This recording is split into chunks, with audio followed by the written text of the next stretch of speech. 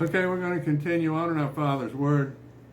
This is Exodus 17, verse 9. And Moses said unto Joshua, Choose us out men and go out, fight with Amalek. Tomorrow I will stand on top of the hill with the rod of God in my hand. So Joshua did as Moses had said to him, and he fought with Amalek. And Moses and Aaron and Hur went up to the top of the hill. And it came to pass when Moses held up his hand that Israel prevailed. And when he let his hand down, Amalek prevailed. But Moses' hands were heavy, and they took a stone and put it under him, and he sat thereon. And Aaron and Hur stayed up his hands, one on one side and the other on the other side.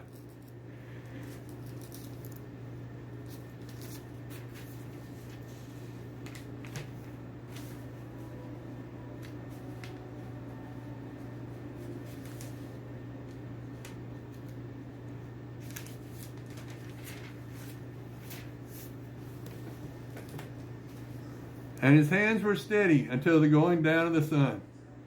And Joshua discomfited Amalek and his people with the edge of the sword. And the Lord said unto Moses, Write this for a memorial in a book, and rehearse it in the ears of Joshua. For I will utterly put out the remembrance of Amalek from under heaven. And Moses built an altar, and called the name of it Jehovah Nissi. For he said, Because the Lord has sworn that the Lord will have war with Amalek from generation to generation. When Jethro, the priest of Midian, Moses' father-in-law, heard of all that God had done for Moses and for Israel, his people, and that the Lord had brought Israel out of Egypt, then Jethro, Moses' father-in-law, took Zipporah, Moses' wife, after he had sent her back, and her 2 sons, of which the name of one was Gershon, for he said, I have been an alien in a strange land. And the name of the other was Eleazar. For the God of my father, said he, was mine help, and delivered me from the sword of Pharaoh. And Jethro, Moses' father-in-law, came with his sons and his wife unto Moses, unto the wilderness, where he encamped at the mount of God. And he said unto Moses, I, thy father-in-law Jethro, am come unto thee and thy wife, and her 2 sons with me. And Moses went out to meet his father-in-law, and did obeisance, and kissed them. And they asked each other of their welfare, and they came into the tent. And Moses told his father-in-law all the Lord had done unto Pharaoh, and to the Egyptians, for Israel's sake, and all the travail that had come upon them by the way, and how the Lord had delivered them. And Jethro rejoiced for all the goodness which the Lord had done to Israel, whom he had delivered out of the hand of the Egyptians. And Jethro said, Blessed be the Lord, who hath delivered you out of the hand of the Egyptians, and out of the hands of Pharaoh, who hath delivered the people from under the hand of the Egyptians. Now I know the Lord is greater than all gods, for in the thing wherein they dealt proudly he was above them. And Jethro, Moses' father-in-law, took a burnt offering and sacrifices for God. And Aaron came, and all the elders of Israel, to eat bread with Moses' father-in-law before God.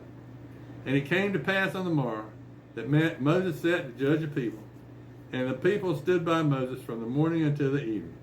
And when Moses' father-in-law saw all that he did to the people, he said, What is this that thou doest to the people? Why sittest thou alone, and all the people stand by thee from morning until eve? And Moses said unto his father-in-law, Because the people come unto me to inquire of God. When they have a matter, they come unto me, and I judge between one and another, and I do make them know the statutes of God and his laws. And Moses' father-in-law said unto him, The thing that ye do is not good. Thou wilt surely wear away both thou and the people that is with thee. For this thing is too heavy for thee. Thou art not able to perform it thyself alone. Hearken now unto my voice. I will give thee counsel, and God shall be with thee. Be then thou for the people of Godward, that thou mayest bring the causes unto God. And thou shalt teach them of ordinances and laws, and shall show them the way wherein they must walk. and the work that they must do. Moreover, thou shalt provide out of all the people able men, such as fear God, men of truth, hating covetousness, and place such over them, to be rulers of thousands, and rulers of hundreds, rulers of fifties, and rulers of 10. And let them judge a people at all seasons, and it shall be that every great matter that they shall bring unto thee, but every small matter thou shalt not judge.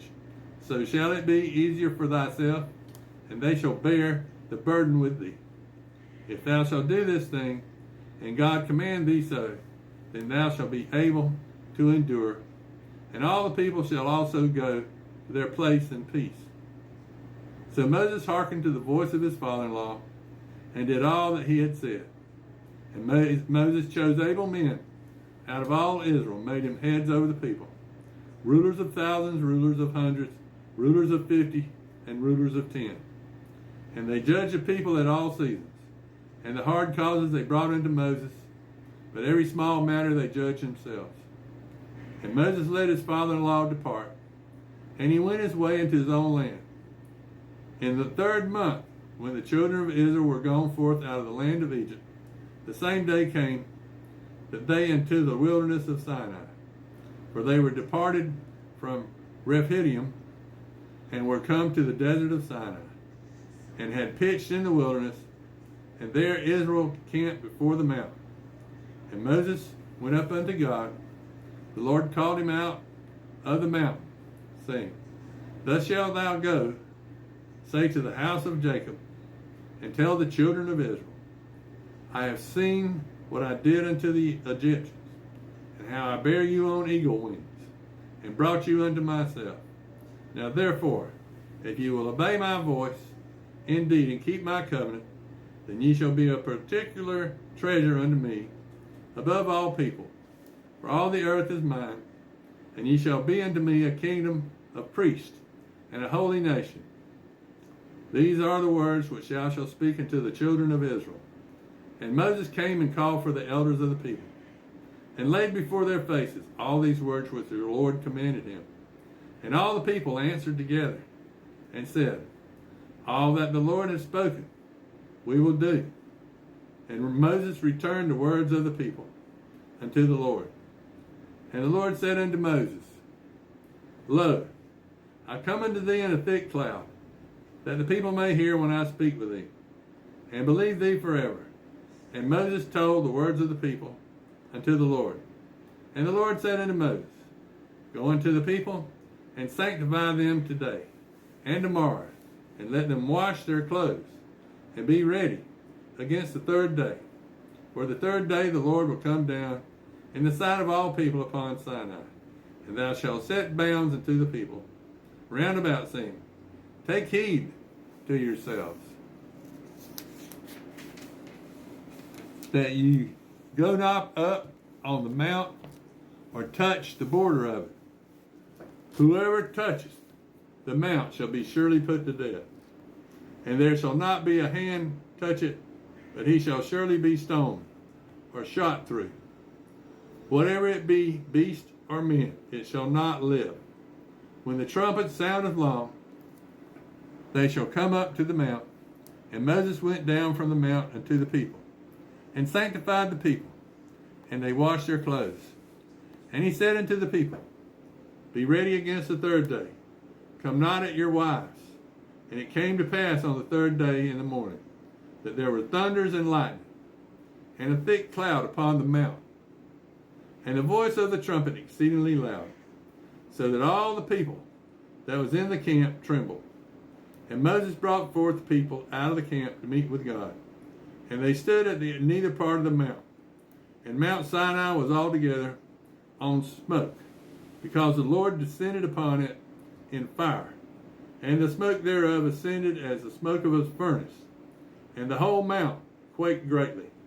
And when the voice of the trumpet sounded long, and waxed louder and louder, Moses spake, and God answered him by a voice. And the Lord came down upon Mount Sinai, on the top of the mount, and the Lord called Moses up to